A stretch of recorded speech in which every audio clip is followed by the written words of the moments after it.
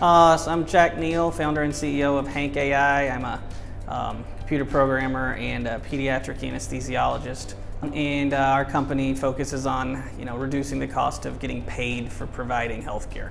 It took a long time and a lot of projects and a lot of, finally learning and getting the right network and feeling like I could do it. It took until I was 35. But my whole life I've done things, but not taken capital from outside people. I think that's a big leap, that you really have to be committed and convicted that you've got the right idea, the right space, the right market size, and that you're convicted to putting your soul into it, not just taking somebody's money and trying something. So it took a long journey of growing up, I think. Just healthcare is very expensive and administrative costs are a fourth of it. And so also, if you're trying to solve anything in healthcare, you need, the raw input data is the medical records and the output data is cost. So anything you need, that's what you need access to be able to train systems to automate those types of things. So for us, sitting in the revenue cycle and how healthcare is paid for, you get both. So for us, lowering the cost of that space is obvious. That should result in less cost to patients and taxpayers and more money to providers by reducing the cost of waste there.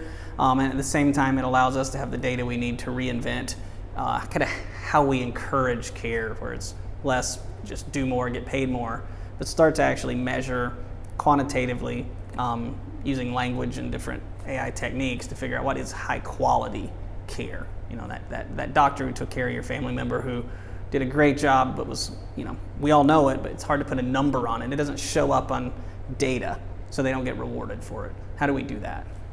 Yeah, so I think when you're first starting it, if you can bootstrap, if you're making chairs, then start making chairs, make more money, and make more chairs. But if you're making something that's got a high capital cost before you have anything, which is kind of what most AI is like you're going to build a semiconductor chip.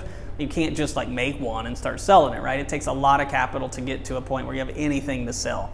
So if you're going after something like that, you can't really get there without capital to get you across to where you have something sellable. So if you've chosen a problem that it has that requirement, you need to think about, where does capital come from? Start with, who do I know? Who believes me if it's your first time? Who have I built that rapport with? People know I do things, get things done, and I'll stick to it. I'm not, a fly-by-night, take your money and, and give up type of person. I'm gritty.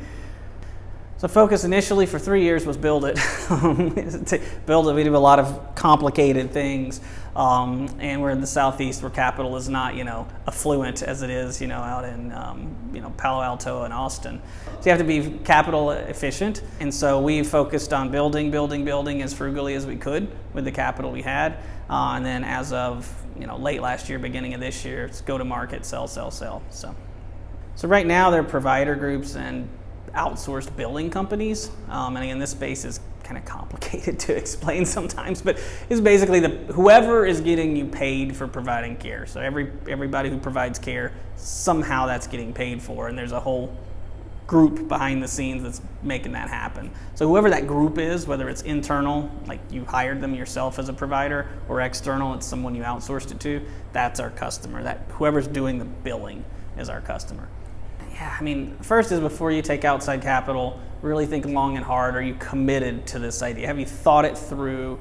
Have you looked at the competition? Do you know how you're going to be different? Are you going to be better, cheaper, fast? What is it that's going to be special before you ever take outside money? Because I'm an idea guy. I got a lot of ideas. I've had a lot of ideas over time, and thankfully I had, the gut or something to never take capital till I had the one that I was committed to. Because otherwise, you only get you can't explode your. You can't use your network, but really once, right? If you're in the West Coast, I think is a little different. You can continue to try things. I think down here, the capital's not large enough. If you have one failed business, you probably aren't going to raise again. So be very careful. Make sure you're committed to your effort, and just know it's long and hard. And your first 3 months are exciting, and then you're in the slog for a long time. So just be ready. Have a good network of people, and more than just your mom who believe in you.